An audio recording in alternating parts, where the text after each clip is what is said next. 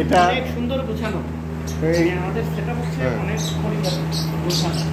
বাংলাদেশে আচ্ছা কি 18 ইঞ্চি নাকি?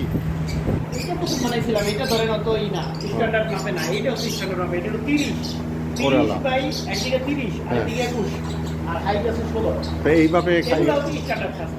আচ্ছা আচ্ছা। আর এই টেবিলটা আমরা প্রথম বানাইছিলাম লোকাল ভাবে, ওটা আমার মাস্টার ছিল। তো অনেক টাকা ইনভেস্ট করছেন। হ্যাঁ তাহলে অনেক টাকা ইনভেস্ট করা। ও আবার নিচে চাকা দেওয়া, চাকা দেওয়া একটা একটা করে না দুইটা করে? চারটা করে চাকা প্রত্যেকটা চাকা।